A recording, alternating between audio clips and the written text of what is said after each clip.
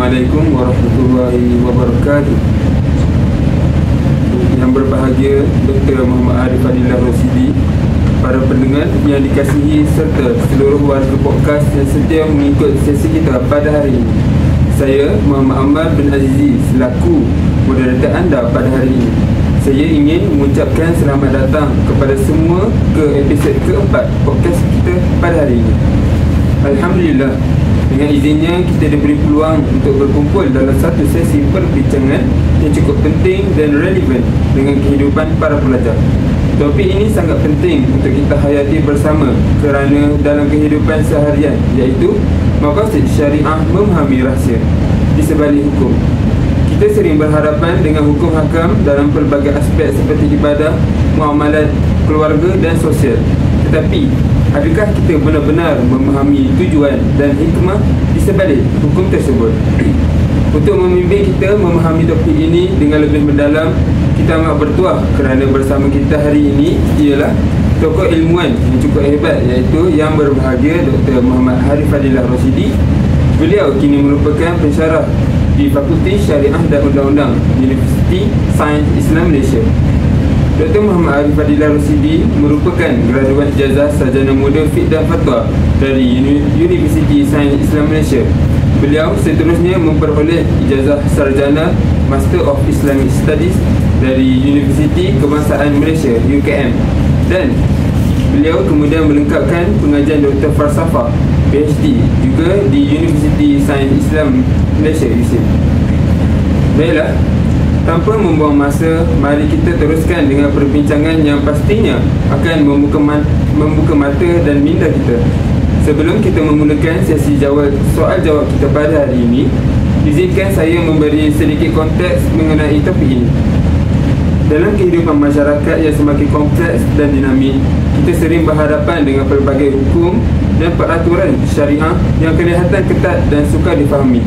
Namun, di sebalik setiap hukum itu tersimpan maqasid atau tujuan yang mulia yang bertujuan menjaga kepentingan dan kesejahteraan manusia secara menyeluruh, termasuk menjaga agama, nyawa, akal, keturunan dan harta. Memahami maqasid syariah ini penting agar tidak hanya mematuhi hukum secara zahir, tetapi juga menghayati hikmah dan rahsia di sebalik demi membina masyarakat yang harmoni, adil dan sejahtera. Baiklah, Dr. Arif Fadilah, untuk soalan yang pertama, apakah yang dimaksudkan dengan maqasid syariah dan kenapa ia amat penting dalam memahami hukum Islam? Bismillahirrahmanirrahim. Alhamdulillahilladzi anzala rasulahu bil huda wa dinil haqq liyudhhirahu 'ala dini kullihi wa kafa billahi shahida. Ashhadu an la ilaha illallah wahdahu la syarika lah wa ashhadu anna Muhammadan 'abduhu wa rasuluh sallallahu alaihi wasallam tasliman mazida, amma ba'd. Terlebih dahulu saya ucapkan terima kasih kepada sekretariat FIFA dan juga hostia yang menganjurkan nadwa ataupun talk seminar pada pagi ini. Saya hormati moderator Mr. Ammar. Sebelum kita pergi kepada isi ataupun pembahasan kita pada pagi ini, saya nak betulkan sedikitlah apa yang Mr. Ammar kata tadi ya. Tinggi sangat di bilang saya itu sebenarnya saya bukanlah doktor ilmuwan ke apa, saya barulah setahun dua dalam bidang dunia akademik. Saya bukanlah seorang doktor ilmuwan yang dihormati ke apa ke, tidak perlu dibetulkan. Okey, berbalik kepada apa yang kita cuba bahaskan pada hari ini, iaitu berkenaan dengan maqasid syariah. Maqasid syariah ataupun maqasid syariah. Maqasid satu istilah yang tidak asing lagi pada hari ini. Kalau kita dapat lihat, kita dapat tengok banyak podcast, banyak diskusi-diskusi ilmiah yang menggunakan istilah maqasid. Antaranya adalah lebar maqasid, santai maqasid dan sebagainya. Jadi sebelum kita pergi jauh, kita tengok dulu apakah yang didefinisikan sebagai maqasid itu sendiri. Dan saya yakin bila kita sebut pasal maqasid, antara perkataan ataupun antara perkara yang bermain dalam fikiran kita adalah al-umur bimaqasidiha. Setiap amalan adalah bergantung kepada niat. Jadi itu kaedah yang dipakai oleh semua orang, yang mana sabit dengan hadis innama a'malu binniyat, yang mana setiap amalan adalah berpandukan kepada niat. Maknanya di situ apakah yang dia niatkan ketika mana dia melaksanakan satu-satu perkara. Apabila dia buat satu perkara, apabila dia buat satu ibadah, apakah yang dia niatkan? Itu yang dimaksudkan dengan al-umur bimaqasidiha. Namun apabila kita nisbahkan kepada syar'iyah ataupun nisbahkan kepada syariah, maka sudah tentu kita mengkaji ataupun kita melihat ilmu maqasid ataupun niat kepada ataupun terhadap syariah itu sendiri. Apakah tujuan pensyariatan sesuatu hukum, ataupun apakah tujuan Allah Subhanahu Wa Taala dan Nabi Sallallahu Alaihi Wasallam memerintahkan untuk dilaksanakan satu-satu. Sebagai contoh, apabila Allah Subhanahu Wa Taala memerintahkan kita untuk mendirikan solat, maka Allah Taala sebut antara sebabnya apa? Untuk cegah kita daripada melakukan perkara mungkar. Itu adalah sebab, itu adalah antara matlamat, antara objektif sesuatu ibadah. Apabila Allah Subhanahu Wa Taala suruh kita berpuasa di bulan Ramadan, Allah Taala sebut la'allakum tattaqun, mudah-mudahan mereka bertakwa. Jadi matlamat pensyariatan puasa adalah untuk seseorang itu menjadi lebih takwa. Begitu juga apabila Allah Subhanahu Wa Taala memerintahkan kita untuk bayar zakat, untuk membersihkan harta kita dan juga membersihkan diri kita daripada sifat bakhil. Dan apabila Nabi SAW memerintahkan kita untuk berkahwin, apa Nabi kata, ya ma'asyara syabab man istata'a minkum al-ba'a falyatazawwaj fa innahu aghadda lil basar wa ahsana lil farj. Jadi Nabi bagi tahu, wahai pemuda, kalau kamu mampu maka berkahwinlah, kerana ia bertujuan untuk menjaga pandangan penglihatan kamu, adalah untuk menjaga kemaluan kamu. Itu adalah objektif dan matlamat daripada apa yang Nabi SAW perintahkan. Jadi secara umum, apabila kita sebut pasal maqasid syariah, apabila kita sebut berkenaan dengan maqasid syariah, dapat kita gambarkan apa yang didefinisikan oleh para ulama, antaranya Ar-Raisuni, Al-Fasi dan sebagainya. Ibn Ashur, mereka kebanyakannya mereka menyatakan bahawa ia adalah hikmah ataupun makna ataupun matlamat di sebalik sesuatu pensyariatan yang akhirnya bertujuan untuk mencapai kemaslahatan hamba, sama ada di dunia dan juga di akhirat. Oleh itu, apabila para ulama mereka mengkaji, membaca dengan istiqra' segala dalil yang ada, mereka merumuskan dan merangkumkan 5 maqasid yang disebutkan oleh Ustaz Ahmad Sudah tadi. Antaranya adalah untuk menjaga agama, menjaga nyawa, kemudian menjaga harta yang 5 lah, tapi tak kisahlah yang mana dulu, antaranya harta, jaga akal, jaga keturunan. Bahkan perbahasan berkenaan dengan maqasid ini tidak terhad kepada 5 sahaja. Hari ini ramai lagi para ulama cuba menambah, antaranya menjaga maruah, menjaga kehidupan, menjaga alam sekitar. Banyak lagi perbahasan berkenaan dengan maqasid. Jadi maqasid ini dia satu ilmu yang begitu luas sekali. Sebab itu apabila ditanya oleh Ustaz Ahmad tadi, apakah kepentingan maqasid ini? Maqasid ini begitu penting sekali, sangat penting, terutamanya dalam kita menghadapi zaman baru, dalam kita menghadapi isu-isu yang semakin hari semakin bertambah dengan keterbatasan dalil. Dalil Quran tak bertambah, dalil hadis tak bertambah, banyak tu sajalah dalil Quran, banyak tu sajalah ayat, hadis banyak tu sajalah. Tak ada orang lain boleh datang mendakwa ada hadis baru, tak ada. Tak ada orang lain boleh mendakwa turunnya ayat Quran yang baru, tak ada. Tapi kita nak survive dengan macam-macam isu baru, macam-macam masalah yang dah terjadi dan akan terjadi yang tidak pernah langsung disebut oleh Quran, tidak pernah langsung berlaku di zaman Nabi, di zaman para sahabat dan di zaman para salafus saleh. Jadi sebab itu ilmu maqasid ini merupakan satu ilmu yang begitu penting sekali dalam kita nak memastikan Islam ini kekal relevan sepanjang masa sampailah hari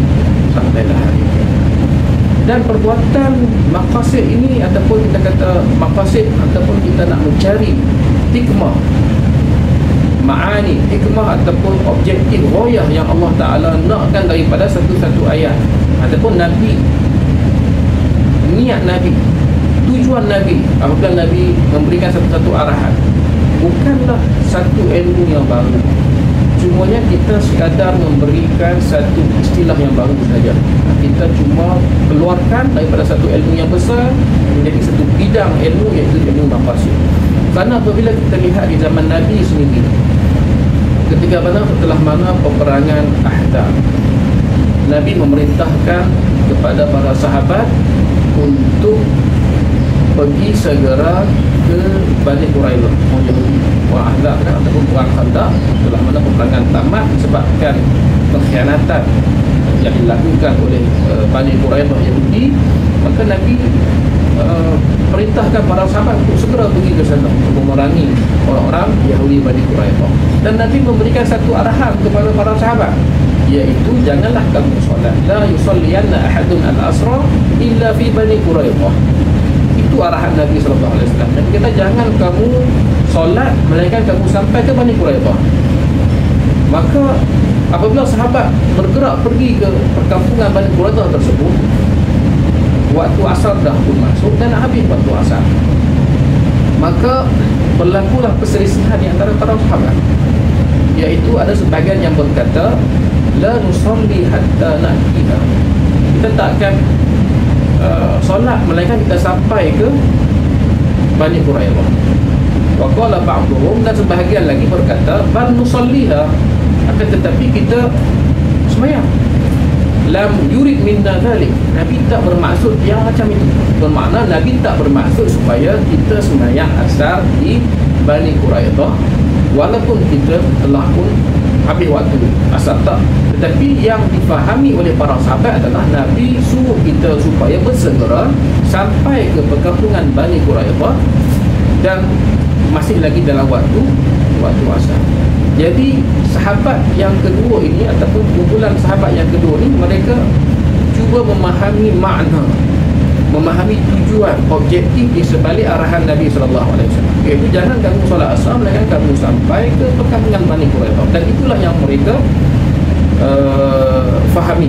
Maka apabila dah masuk waktu asar, tak mereka solat. Tapi sebahagian sahabat yang beriman dengan dalil zahir yang menyatakan bahawa Nabi tak bagi kita solat melainkan sampai ke Bani Quraidah, maka mereka pun solat ketika mana mereka sampai ke Bani Quraidah dan mereka mengadu kepada Nabi SAW dan Nabi tak mengata apa-apa. Tapi kita nak kata disiplin ilmu maqasid ini dah ada di zaman Nabi SAW, iaitu apabila para sahabat ini mereka cuba memahami dalil, memahami apakah tujuan, apakah matlamat, apakah objektif di sebalik apa yang Nabi perintahkan. Dan kita sedia maklum bahawa syariat ini ataupun apa sahaja yang Allah Ta'ala arahkan kita, perintahkan kita, semuanya ada sebab, tidak sia-sia.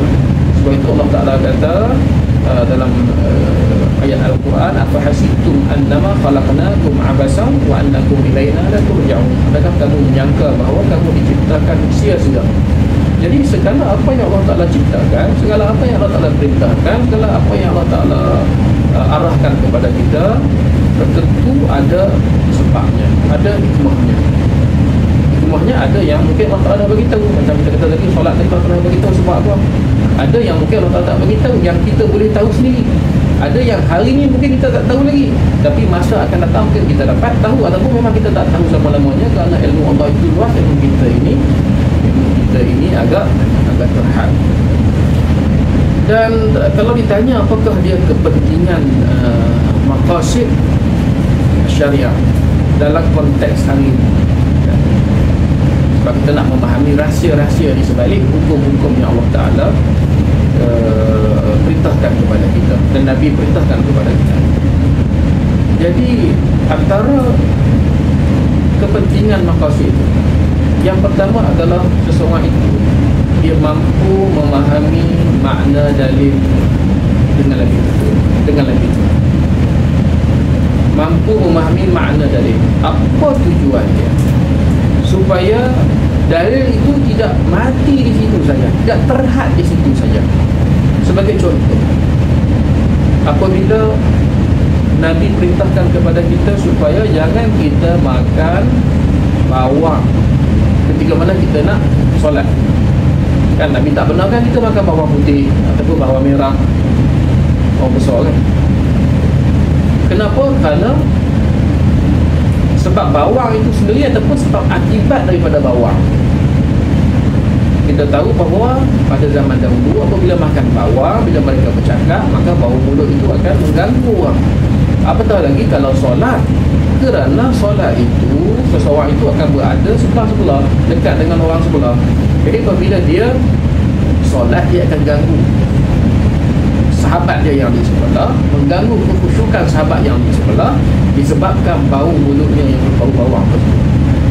Tapi adakah bawang sahaja yang Nabi maksudkan? Bagaimana dengan yang lain selain daripada bawang? Ataupun yang Nabi maksudkan adalah bau-bauan yang mengganggu orang lain. Jadi itulah dia. Dengan satu dalil, kita dapat memahami dengan fahaman yang benar dan dia akan menjadi lebih luas. Jadi dia tidak terhad kepada hanya bawang putih ataupun bawang besar. Akan tetapi dia akan meluas kepada segala perkara yang boleh mengganggu jemaah lain ketika mana solat. Kita solat, sahabat kita tadi mungkin dia merokok. Ustaz Ammar saya tak tahu lah kan. Tapi kalau Ustaz Ammar bau rokok, selesa ke tak selesa? Tak selesa. Kalau macam saya pun tak selesa kan. Ataupun dia makan durian, Ustaz Ammar suka makan durian. Kalau suka mungkin okey lah. Tapi hari ni berapa ramai orang yang tak suka makan durian. Bau durian dia akan muntah-muntah kan, dia akan pergi jauh kan. Kalau kita bau durian, kita rasa sedapnya durian, tambah saking kan. Tapi setengah orang tu mungkin dia tak suka bau durian. Jadi dia tak bolehlah makan durian untuk ketika mana dia datang solat, kerana kemungkinan besar dia akan mengganggu orang lain. Sebab tu kita kalau dalam bulan Ramadan ni, contohnya kalau dalam bulan Ramadan, kalau kita solat tarawih kan, tarawih ni kan lepas kita berbuka puasa, seharian kita berpuasa, kita menahan lapar, tiba-tiba kita makan banyak. Bila kita makan, kita solat, kadang-kadang kita orang panggil apa, saya tak tahu, belahak kan, sedawa sorry. bila kita apa nama sedawa ni kan, kadang-kadang dia bau. Bila bau akan mengganggu orang lain. Jadi sebab tu kita kena usaha supaya elakkan daripada mengganggu orang lain. Kerana sebab Nabi tak bagi bawang, tak bagi makan bawang ketika mana nak solat tu bukan sebab bawang tu, tapi sebab ianya mengganggu orang lain dengan bau-bauan. Jadi apabila kita memahami bahawa sebab di sebalik satu-satu hukum ataupun di sebalik satu-satu perintah, maka agama ini dia akan menjadi relevan dan semakin luas. Bukan sekadar bawang, tapi banyak lagi benda-benda yang lain yang tidak disebut oleh Quran, yang mungkin tidak wujud di zaman Nabi, tidak wujud di zaman sahabat, dan mungkin tidak wujud di zaman kita hari ini, dan akan wujud pada zaman yang akan datang. Ianya tetap akan jadi relevan berdasarkan illah atau berdasarkan sebab-sebab tersebut. Itu antara contoh kepentingan dalam kita memahami maqasid syariah. Yang kedua, dengan memahami maqasid syariah ini, dia akan membuka ruang untuk berijtihad, ruang untuk berijtihad. Sebagai contoh, kalau kita tengok berkenaan dengan zakat fitrah sebagai contoh, kita tahu kita mazhab Syafi'i, kita berpegang dengan mazhab Syafi'i. Jadi qaul mu'tamad dalam mazhab kita adalah kalau nak bagi zakat fitrah, maka mestilah bagi dengan makanan asasi. Kalau Nabi dah disuruh bagi gandum, bagi barley, tapi kita dalam konteks makanan asasi kita di Malaysia, kita makan beras lah kan. Jadi kita kena bagi beras. Kalau kita nak berpegang kepada dalil itu dan juga kita nak pegang kepada qaul dalam mazhab kita semata-mata, maka saya yakin dan percaya bahawa majoriti pejabat zakat kat Malaysia pun mereka tidak akan terima pandangan, sebab dia akan menjadikan satu kesukaran kepada mereka. Kalau semua bagi berhak kepada pejabat zakat, apa yang akan terjadi? Sedangkan kalau difahami dari segi maqasid zakat fitrah itu untuk apa sebenarnya? Adalah untuk beri makanan kepada fakir asnaf, ataupun bagi kepada asnaf, memberi kegembiraan kepada asnaf ketika mana nak menyambut hari raya. Jadi kalau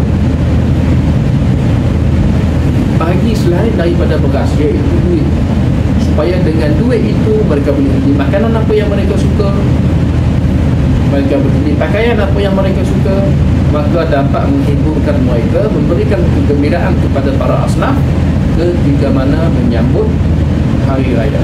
Dan itu bertepatan dengan mazhab Hanafi, dan hari ini alhamdulillah majoriti negara dan bahkan di Malaysia kita berpegang dengan pandangan tersebut, iaitu kita membayar zakat fitrah dengan wang. Kerana matlamat zakat tersebut adalah untuk apa? Tercapai ataupun tidak dengan kita membayar wang. Sebab itu pentingnya untuk kita memahami maqasid. Begitu juga dengan bila kita sebut zakat fitrah ni, dia dekat dengan zakat pendapatan. Kalau kita ikutkan zakat pendapatan, ramai jugalah yang tidak bersetuju pada peringkat awalnya dahulu, kerana dia bertentangan dengan mazhab-mazhab tak cukup syarat dan sebagainya.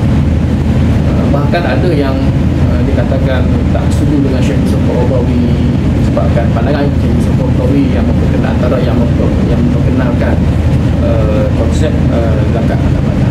Akan tetapi bila kita tengok dari segi maqasid, dia mencapai maqasid ketika mana orang lain yang bercocok tanam padi dengan pendapatan satu musim berapa sahaja, mereka terpaksa, mereka dikenakan perintah untuk bayar zakat. Kenapa tidak orang yang mendapat pendapatan bulanan, bahkan lebih besar pendapatan bulanan yang diperolehi mereka berbanding dengan orang yang mengerjakan sawah padi, bercocok tanam dan sebagainya. Ini juga berdasarkan kepada prinsip maqasid juga. Dan antara kepentingan juga maqasid, kita dah punya masa lagi kan? Dan antara kepentingan besar maqasid itu juga adalah untuk mengelakkan kekakuan dalam memahami dalil-dalil nas yang ada. Sebagai contoh, hari ini kalau kita nak pergi haji, umrah ni, orang perempuan ni dia kena ada mahram, tak mahram kan? Dia kena ada mahram, dia tak boleh pergi seorang-seorangnya. Sebab Nabi pesan, Nabi kata orang perempuan tak boleh bermusafir melainkan dengan adanya mahram. Tapi dalam konteks yang Nabi sebut secara umum, bukan umrah haji semata-mata, tapi umum. Bila umum, terpakai tak agak-agak selain daripada haji dan umrah? Terpakai lah. Berapa ramai hari ini muslimah yang bermusafir jaraknya jauh daripada dua marhalah, melebihi jarak keluarganya untuk menuju haji. Ada yang belajar di Musim, keluarganya berada di Kedah, keluarganya berada di Terengganu, di Perlis, di Sabah, Sarawak, jauh lagi daripada dua marhalah tak? Ada tak mahram mereka kat sini? Tak ada kan? Melainlah kalau ada orang kahwin dan kawan-kawan dia orang adalah mahram kat sini kan? Adalah suami kat sini yang boleh jaga. Tetapi dalam konteks tersebut, maknanya kalau kita tengok secara zahir semata-mata, maka ia juga termasuk dalam melanggar perintah Nabi SAW. Tapi apabila kita memahami maqasid syariah ini, apabila kita meninjau dari segi apa sebenarnya tujuan Nabi tak benarkan perempuan bermusafir melainkan dengan mahram. Kerana dalam hadis yang sama juga Nabi sebut, Nabi tak benarkan orang lelaki untuk bermusafir seorang-seorang pada waktu malam. Kalau kata orang perempuan kena ada mahram, tapi orang lelaki yang tak perlu mahram pun Nabi tak benarkan musafir juga pada waktu malam seorang-seorang. Sebab apa? Agak-agak sebab apa Ustaz Ahmad? Bahaya. Sebab bahaya. Sebab ketidakpastian dalam keamanan ketika mana bermusafir. Sebab itu apabila kita memahami maqasid dalam satu-satu perintah, maka kita dapat lihat dalil itu dia tidak kaku. Kita beriman dengan dalil, kita beramal dengan dalil, tetapi dalil itu dia fleksibel. Karena Nabi maksudkan tidak adanya keselamatan dan keamanan, maka apabila adanya keselamatan dan keamanan, maka hari ini diperbolehkan. Contoh, hari ini kita belajar di universiti, kita bermusafir, kita tak menaiki unta daripada Kedah, tak jalan kaki daripada Kedah, kita naik bas, kita naik kapal terbang yang mana di situ ada ramai. Bahkan kita hari ini polis pun ramai, kita boleh minta bantuan dengan orang ramai, berlainan dengan apa yang berlaku pada zaman Nabi SAW, yang mana pada waktu itu mereka bermusafir menaiki unta di padang pasir yang berhadapan dengan berbagai risiko dan keberangkalian. Boleh jadi mereka ini sesat, boleh jadi bekalan makanan mereka terputus, boleh jadi mereka dirompak, kalau perempuan lagilah bahaya, waliyadzubillah. Dan sebab itu apabila kita memahami makna di sebalik pensyariatan, maka kita tahu bahawa objektif utama yang Nabi maksudkan adalah supaya orang perempuan itu dia berasa selamat dalam perjalanan. Kalau pergi umrah, pergi haji, kena ada mahram, perlu ada mahram. Tetapi kalau kita boleh menjamin keselamatan dan keamanan mereka, maka inilah dia peranan maqasid, dan inilah dia yang diijtihadkan oleh ilmuwan pada hari ini. Bahkan hari ini tidak ada istilah bahawa haram jemaah, kan haram berkumpulan mereka ke sana, kerana keamanan dan keselamatan mereka terjamin. Itu sedikit sebanyaklah Ustaz amal berkenaan dengan pentakrifan maqasid secara umum untuk kefahaman kita, dan juga beberapa kepentingan maqasid dalam kehidupan kita, dan juga dalam nak memahami nafs, dalam nak mengeluarkan hukum-hukum baru hari ini dan juga pada masa yang akan datang.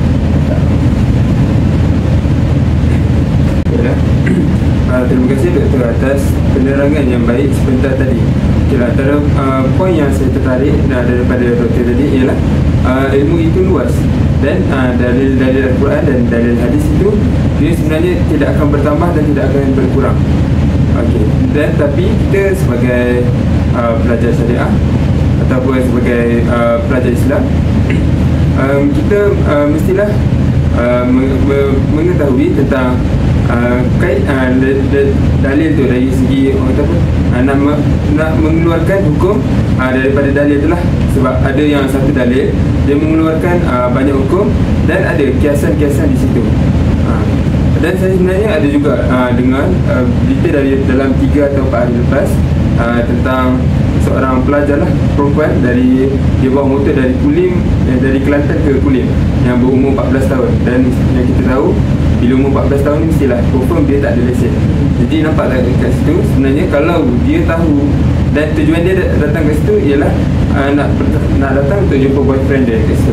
Jadi nampak kat situ, sebenarnya kalau dia tahu tentang maqasid syariah, menjaga dirinya, menjaga nasab, dia tidak akan berbuat sedemikianlah bila dia datang ke Kulim untuk berjumpa dengan boyfriend yang bukan mahram, dan tujuan kat situ salah, dan akhirnya kat situ dia menjadi mangsa rogo lah, dan perjalanan dia itu tidak diketahui oleh ahli keluarga dia sendirilah. Itu sedikit isu semasa yang saya dapat saya kongsikan. Okey, baik. Okey, untuk mengelakkan daripada membuang masa, kita akan terus kepada soalan kedua, Doktor. Okay. Soalannya ialah sejauh manakah konsep maqasid itu boleh diaplikasikan dalam sesuatu itu, contohnya dalam bidang kesihatan dan ekonomi dalam zaman sekarang lah.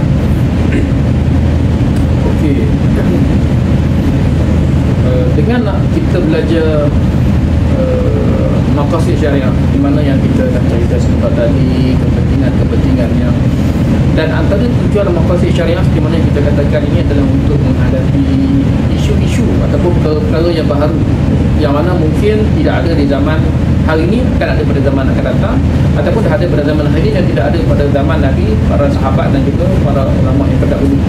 Jadi bila kita berhadapan dengan isu-isu tersebut, maka dengan maqasid syariah ini boleh untuk menyelesaikan masalah tersebut. Sebagai contoh, apabila Malaysia dan dunia dilanda dengan masalah sejagat lah, masalah global, iaitu COVID-19 kan. Masa tu apabila diperkenalkan vaksin, ramai yang takut kerana ada yang menyangka, ada yang mengatakan bahawa vaksin tersebut daripada khinzir, jadi dia adalah haram dan sebagainya. Apabila kita memahami maqasid syariah itu sendiri, iaitu antaranya adalah untuk menjaga nyawa, maka para ilmuwan, para ulama ataupun para mufti, mereka akan berijtihad dengan memahami maqasid syariah itu sendiri, tujuan syariah itu sendiri ataupun tujuan apa yang dituntut oleh agama ni, antaranya adalah untuk kita menghindari daripada penyakit, mengelakkan daripada penyakit. Kalau dah kena penyakit, kita perlu berubat daripada penyakit yang ada. Dan dalam usaha ke arah tersebut, sekiranya tidak ada jalan lain melainkan hanya perlukan bahan-bahan tersebut, tak ada jalan lain dah. Yang ada hanyalah khinzir saja kan? Ibarat kita kata darurat lah, kita darurat dalam hutan, tak ada benda nak makan melainkan khinzir saja. Boleh tak kita makan pada waktu itu? Bolehlah kita makan. Faman turra ghayra baghin wala adin fala isma alaih. Tanpa kita suka perkara tersebut, tanpa kita berlebih-lebihan dengan perkara tersebut, maka tak dosa bagi diri kita. Sebab maqasid untuk menjaga nyawa itu juga penting. Ya, menjaga agama penting, menjaga nyawa itu penting. Sebab itu ketika mana sahabat Ammar bin Yasir dipaksa untuk melafazkan kata-kata kufur, dia melafazkan kata-kata kufur, dan Quran memberikan kelonggaran, memberikan rukhsah kepadanya dengan syarat artinya berada di dalam keadaan iman, supaya untuk menjaga nyawa. Kerana dalam menjaga nyawa itu begitu penting. Hari ini Ustaz Ammar tadi bagi satu contoh dekat saya ataupun dekat kita semua berkenaan dengan bagaimana seorang pelajar wanita berusia 14 tahun bermusafir jauh-jauh, tinggalkan keluarga, jumpa dengan boyfriend, kemudian berlakulah satu hubungan zina lah. Dan hari ini kalau kita tengok konteks semasa hari ini, betapa penularan HIV ini semakin meningkat, terutamanya di kalangan pelajar sekolah dan juga pelajar universiti, maknanya orang muda lah, orang muda. Dan sebab kita nak kaitkan dengan isu kesihatan kan, dan apabila penyakit ini semakin berleluasa, maknanya umur 14 tahun dah kena HIV, Ustaz Ammar 15 tahun dah kena HIV, maknanya dia dah berzina pada umur 14 tahun lah. Kerana hari ini statistik menunjukkan punca utama penyebaran HIV adalah disebabkan hubungan seks. Kalau dulu disebabkan suntikan ataupun pemindahan darah, hari ini orang tak suntik sangat dah, tapi orang buat seks, dan disebabkan perbuatan tersebut maka ianya menyebarkan virus HIV kepada ramai orang. Kita kalau umur 14 tahun ni baru kata berapa tak tahu? Baru kata 2, kata 3. Masa tu pun tak tahulah zaman kita dah buat kan. Zaman saya lah, zaman Ustaz Ammar saya tak tahulah. Kalau zaman saya tu kata 3, kata 4 tu masih lagi baru nak kenal dunia kan. Tak pernah tahulah benda-benda yang macam tu lah. Zaman sekarang umur 14 tahun pun kalau kita rujuk statistik Kementerian Kesihatan berkenaan HIV pun dah ada rakyat Malaysia yang berumur 14 tahun sudah pun menghidapi penyakit HIV. Umur 15 tahun, umur 16 tahun yang baru nak kenal dunia, Kalau kita ni tengok dewan ni macam adik-adik saja, macam anak-anak kita saja, tapi mereka telah pun diuji dengan penyakit HIV disebabkan oleh perbuatan tersebut lah, perbuatan seks secara rampang lah, seks secara sembrono, seks tak tahu lah, seks bebas, minta maaf lah, disebabkan seks bebas. Dalam nak mengawal penularan HIV, WHO bahkan KKM Malaysia juga memperkenalkan satu rawatan, iaitu PrEP. PrEP, Ustaz, apa pernah dengar PrEP? Ini PrEP ni bukannya PrEP sekolah dulu, bukan. Itu bukan PrEP petang, PrEP malam tu, bukan. Ini PrEP adalah satu ubat profilaksi prapendedahan. Dalam bahasa Melayunya profilaksi prapendedahan, yang mana ubat ini diberi kepada golongan yang berisiko tinggi untuk mendapat HIV.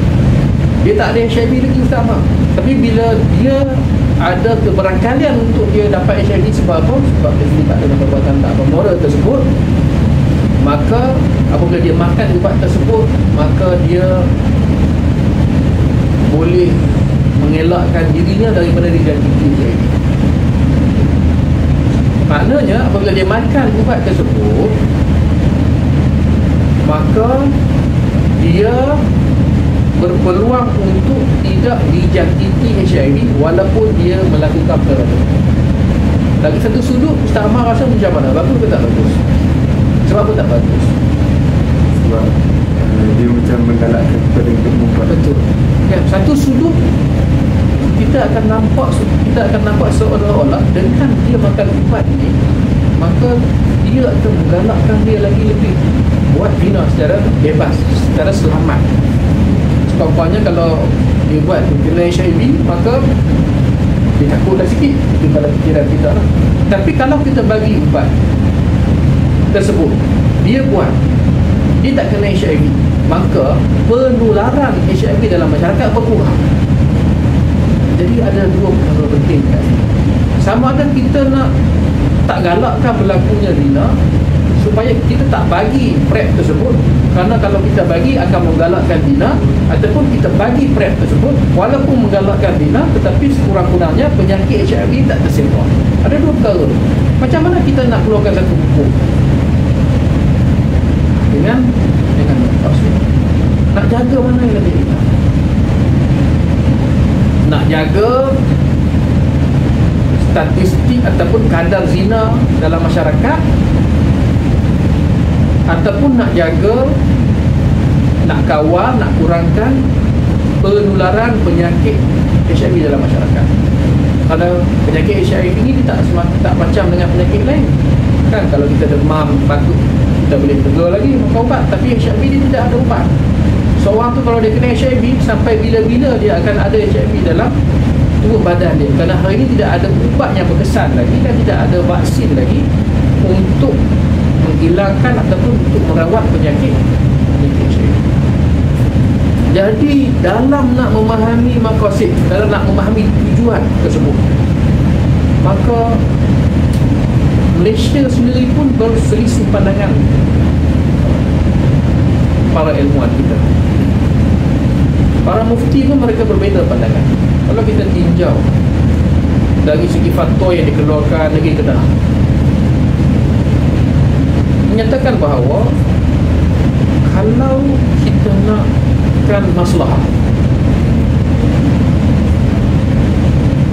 dan juga kita nak hilangkan kemudaratan, mana yang lebih kita perlu utama? Kita nak elakkan orang berzina, ataupun kita nak bagi maslahah, iaitu kita nak bagi jangkitan dia berkurang. Maka negeri Kedah, fatwa negeri Kedah ni berpegang bahawa perlu kita utamakan untuk menghalang, mengelak masyarakat daripada buat zina, berbanding dengan memberikan satu kemaslahatan, iaitu dengan mengelakkan daripada melaksana ataupun mengelakkan daripada penyebaran yang penyakit HIV ni dalam masyarakat. Dan fatwa ini disokong ataupun selari dengan pandangan Mufti Sabah. Begitu juga dengan jawapan soal jawab di website Fatwa Negeri Selangor yang menyatakan bahawa antara kita nak bagi prep, kalau kita bagi prep maka zina akan berluasa, walaupun kalau kita bagi prep kadar HIV itu akan berkurang. Tapi fatwa yang pertama ini menyatakan bahawa lebih baik kita tak bagi, sebab nak jaga orang, nak elakkan orang daripada zina itu lebih utama untuk kita hilangkan. Maknanya jangan bagi orang zina berbanding dengan kita bagi prep.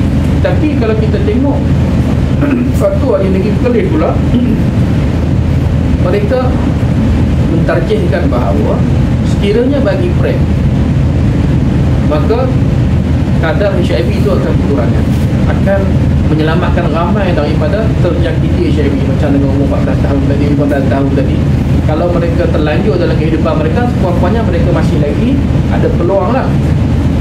Jadi Polri punya pandangan, dia kata apabila ada dua mafsadah, maka diraikan mafsadah yang lebih ringan. Maknanya dibenarkan mafsadah yang lebih ringan untuk menghilangkan mafsadah yang lebih besar. Mafsadah yang lebih besar dalam konteks ini adalah penularan HIV dalam masyarakat. Sebab apa dia besar? Sebab dia tak ada ubat. Sebab apa dia besar? Sebab orang yang terima HIV dia akan bergantung kepada ubat. Kalau dia tak makan ubat, maka dia akan senang untuk dijangkiti oleh macam-macam penyakit, kerana kadar imunisasi tubuh badan dia terus semakin berkurangan, dan akhirnya dia akan menderita penyakit AIDS dan dia akan mati. Dan disebabkan ramai hari ini yang terkena HIV ini di kalangan golongan-golongan muda, budak-budak sekolah yang bagi kita baru nak kenal dunia, maka apabila tak diberi ubat-ubat tersebut, maka kemudaratan kepada mereka itu besar.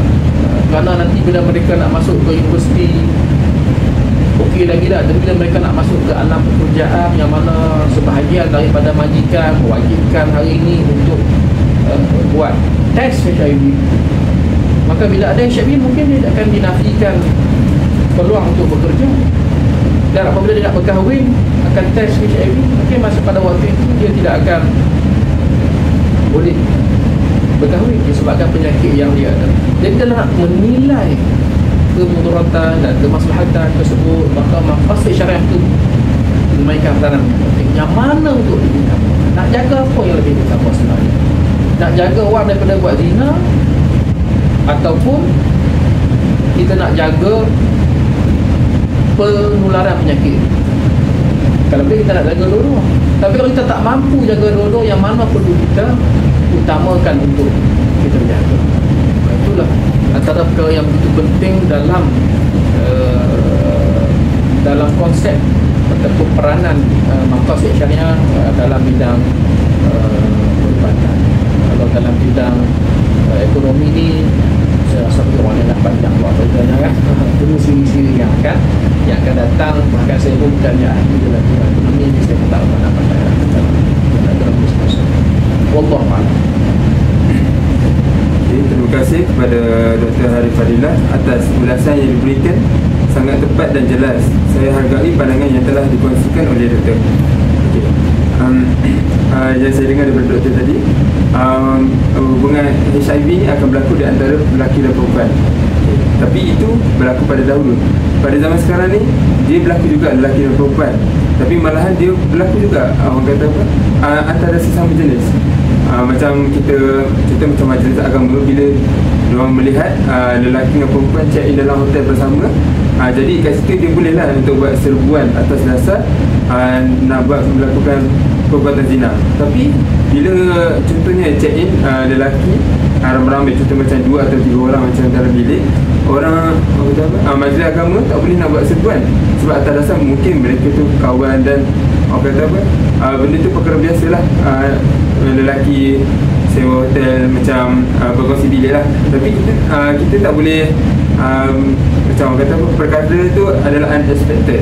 Kalau diorang check in untuk membuat hubungan songsang. Okay. Itu yang pertama. Okey, yang kedua pula, macam yang doktor kata tadi, ada ubat PrEP tu untuk mengelakkan daripada kena HIV. Okey, dan benda itu, benefit itu juga diambil oleh para pelacur lah, yang di mana mereka makin ramai lagi pelacur yang berada sekarang, kerana diorang kata ialah ubat PrEP ni adalah ubat yang free, dan bila diorang buat hubungan tu, dan diorang akan datang terus dekat pusat kesihatan meminta ubat tu, dan ubat tu tiada cas atas tu. Jadi orang kata lebih mudah lah untuk diorang buat kerja, dan orang kata lebih mendatangkan keuntungan dekat situ.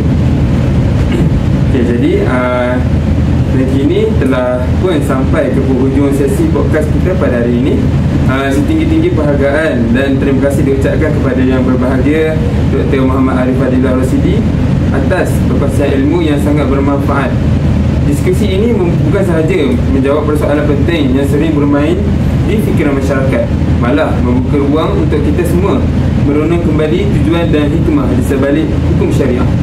Sebagai penutup, izinkan saya tinggalkan sedikit baik pantun. Bunga soroja di atas para, jatuh ditimpa buah berangan. Andai kata tersilap bicara, kemaafan jua kami pohonkan. Semoga segala ilmu yang dikongsikan menjadi cahaya yang membimbing, dan amal kita diterima dengan penuh rahmat serta redha Allah Subhanahu Wa Taala. Dengan itu saya akhiri dengan wabillahi taufiq wal hidayah. Wassalamualaikum warahmatullahi wabarakatuh.